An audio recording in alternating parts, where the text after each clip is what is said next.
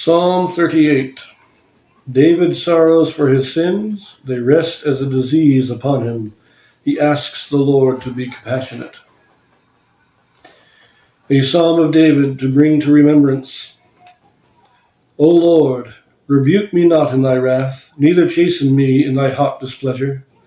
For thine arrows stick fast in me, and thy hand presseth me sore. There is no soundness in my flesh because of thine anger, neither is there any rest in my bones because of my sin.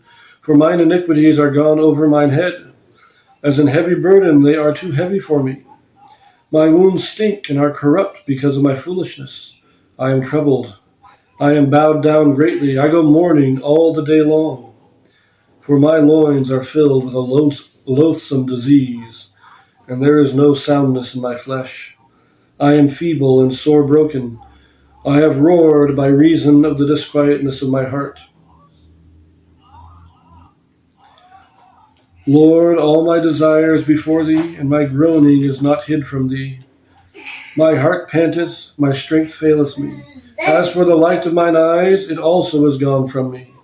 My lovers and my friends stand aloof from me, from my sore, and my kinsmen stand afar off.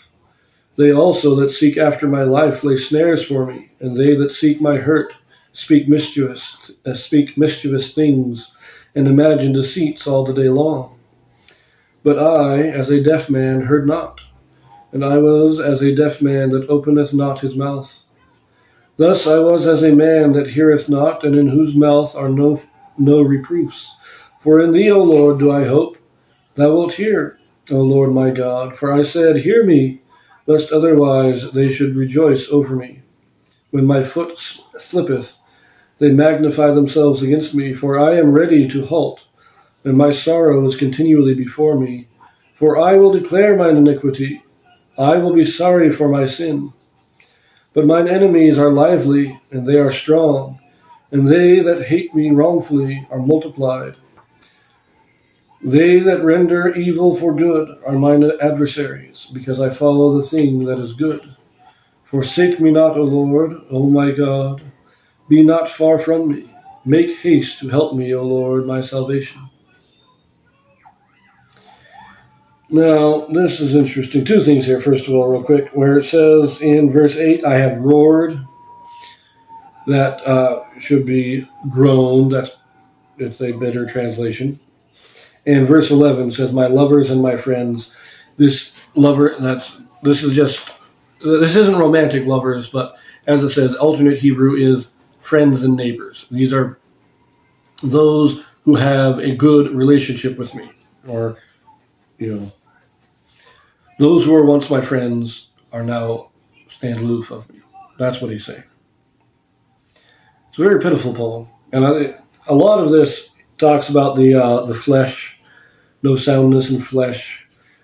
The loins are filled with loathsome disease.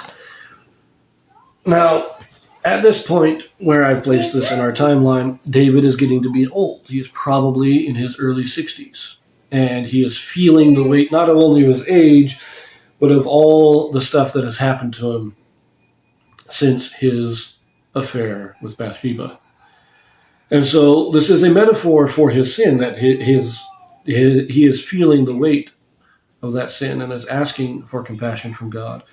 But I think it also shows us that even though David is still a great warrior, he is feeling the he's feeling worn out from age. He is feeling age coming on him, and it's a very pitiful poem. But before we end this, there is some Joseph Smith translations. Well, the Joseph Smith translation this is an inspired translation or correction of the Bible done by Joseph Smith to restore portions that had been lost over the years. So this is our Psalm 38. We have 3 verses here that have such corrections. This is verse 7. First, in the King James, it says, for my loins are filled with a loathsome disease, and there is no soundness in my flesh. Joseph Smith corrects this. For my loins are filled with a loathsome distress, and no soundness is found in my flesh. A subtle change. And I think this is very much in reference to David's affair with Bathsheba. Because the loins are, the reproductive organs. That's what the loins are. That area.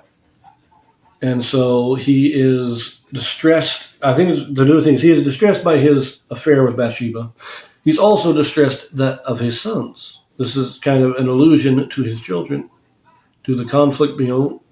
Absalom murdered Amnon and now is in a rebellion against him. So it's a subtle change in meaning, but very significant to this time period. Anyways, verse 8. King James says, I am feeble and sore broken. I have roared by reason of the disquietness of my heart. Joseph Smith corrects this. I am feeble and broken and very sore.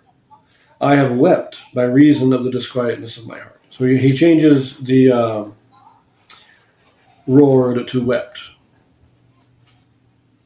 Makes a bit more sense there. But I also like that instead of feeble and sore broken, which would indicate severe damage, but this is feeble, broken, and very sore. He is feeling the pain. I like that. It's been another subtle change, but I like it. Verse 11. My lovers and my friends stand aloof from my sore, and my kinsmen stand afar off. That's the King James. Joseph Smith puts, my lovers and my friends stand aloof because of my sore, and my kinsmen stand afar off. So that's an interesting, it's not that, see, when you say they stand afar off from my sore, it's more that they're ignoring it. They're not pitying me in it. But this is saying because of these distresses, they are afar off. And this kind of reminds me of like Ahithophel, who was once a great counselor of David, and now he is joining the conspiracy with Absalom. So it's a very interesting and very pitiable psalm.